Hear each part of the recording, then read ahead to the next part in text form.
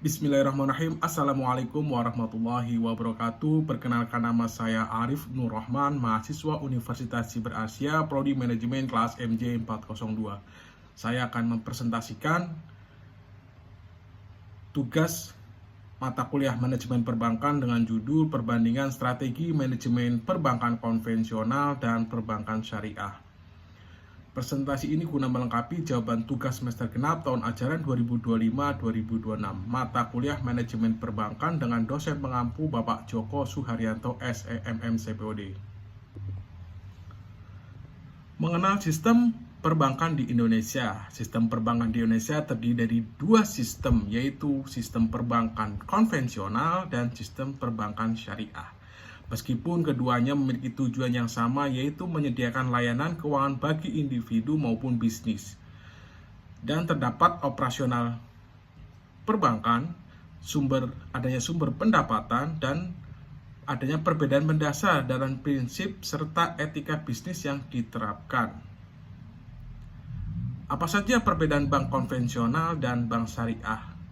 Berikut saya jelaskan. Berikut adalah perbedaan konsep perbankan konvensional dan syariah. Perbankan konvensional beroperasi berdasarkan prinsip kapitalisme dan keuntungan finansial. Bank ini memperoleh pendapatan utamanya melalui bunga atau interest yang dikenakan pada pinjaman dan tabungan.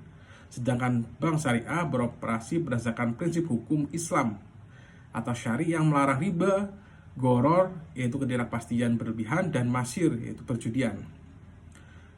Keuntungan bank syariah diperoleh melalui sistem bagi hasil atau profit sharing dan akad-akadnya sesuai dengan syariah, seperti akad murabahah yaitu jual beli dengan margin keuntungan, akad mudharabah yaitu bagi hasil, dan akad ijarah yaitu sewa guna usaha. Adapun perbedaan tujuan dari bank syariah dan konvensional. Tujuan bank syariah mewujudkan ekonomi yang adil, berkelanjutan sesuai dengan prinsip syariah, sedangkan tujuan bank konvensional memastikan laba bagi para pemegang sahamnya. Kemudian ada perbedaan etika bisnis antara bank konvensional dan bank syariah. Etika bisnis bank konvensional berdasarkan hukum dan kode etik profesi, serta lebih fokus pada efisiensi dan profit. Sedangkan etika bisnis pada bank syariah berlandaskan hukum dan kode etik nilai-nilai agama Islam, menyeimbangkan keuntungan dengan keadilan, kehalalan, dan tanggung jawab sosial.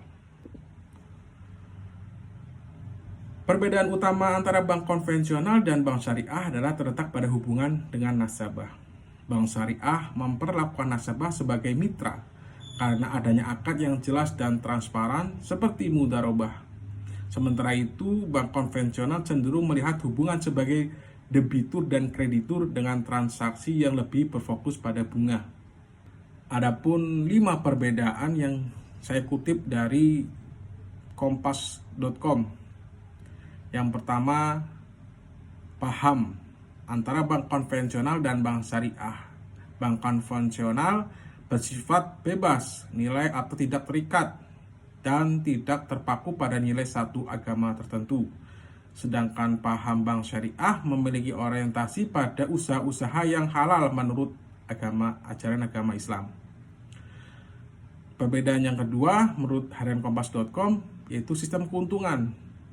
Sistem keuntungan bank konvensional menerapkan sistem bunga yang ditentukan berdasarkan presentasi besarannya simpanan atau pinjaman yang dimiliki nasabah. Sedangkan sistem keuntungan bank syariah tidak menggunakan istilah yang sama, tidak ada bunga, melainkan diganti menjadi bagi hasil, margin keuntungan, dan fee. Di sini besar kecilnya hasil, keuntungan atau bunga berubah-ubah berdasarkan kinerja usaha yang ada. Perbedaan yang ketiga yaitu orientasi. Orientasi bank konvensional sebagaimana di awal disebutkan tidak terikat pada nilai agama manapun. Sedangkan bank syariah yang terikat dengan sistem ekonomi Islam. Kemudian perbedaan yang keempat, pola hubungan. Bank konvensional mempunyai pola hubungan dengan pihak bank yang memposisikan dirinya sebagai debitur dan menempatkan nasabah sebagai pihak kreditur. Sedangkan pola hubungan bank syariah, ada 4 pola hubungan yang dibentuk antara bank dan nasabah. Yang pertama adalah kemitraan, yang kemudian penjual dan pembeli, ketiga yakni sewa menyewa, dan yang terakhir adalah debitur dan kreditur, dalam artian pemegang ekuitas. Perbedaan yang terakhir itu Dewan Pengawasan. Dewan Pengawasan bank konvensional tidak memiliki lembaga khusus, sedangkan bank syariah memiliki lembaga khusus, yaitu Dewan Pengawasan Syariah atau DPS.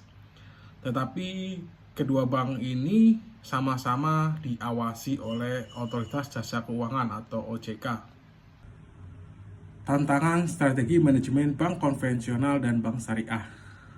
Tantangan strategi manajemen bank konvensional yang pertama adanya kurangnya literasi keuangan di daerah terpencil di Indonesia, sehingga masyarakat masih ada yang belum memahami produk dan layanan perbankan atau layanan bagaimana cara mengelola keuangan dengan baik dan terhindar dari ancaman kejahatan cyber. Tantangan manajemen perbankan konvensional yang kedua adanya persaingan yang ketat dan tantangan digitalisasi, termasuk persaingan dari perusahaan teknologi finansial yaitu fintech. Kemudian tantangan strategi manajemen bank syariah.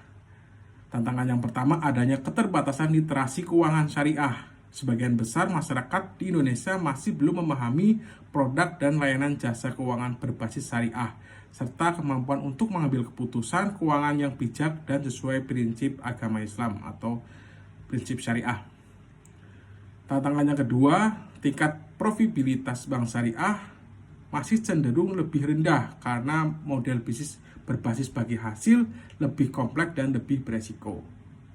Berikut saya lampirkan indeks literasi keuangan nasional yang dilakukan oleh Otoritas Jasa Keuangan. Berikut hasil survei tahun 2024. Berdasarkan hasil survei indeks literasi keuangan nasional tercatat sebesar 65,43%, sedangkan untuk literasi keuangan syariah mencapai sekitar 39,11% di tahun 2024. Solusi dari tantangan strategi manajemen bank konvensional dan bank syariah. Solusi dari saya yang pertama, peningkatan literasi keuangan untuk meningkatkan pemahaman masyarakat tentang produk dan layanan perbankan, hak-hak sebagai nasabah, serta resiko yang terkait dengan transaksi keuangan dan perlindungan data pelanggan.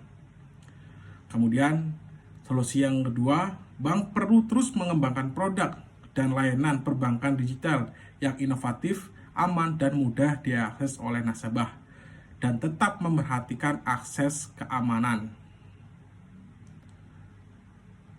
Solusi tambahan dari saya, berikan edukasi keuangan sejak usia dini, baik di dunia pendidikan maupun di dalam keluarga. Terima kasih presentasi yang telah saya sampaikan ini. Semoga dapat melengkapi jawaban tugas manajemen perbankan. Wassalamualaikum warahmatullahi wabarakatuh.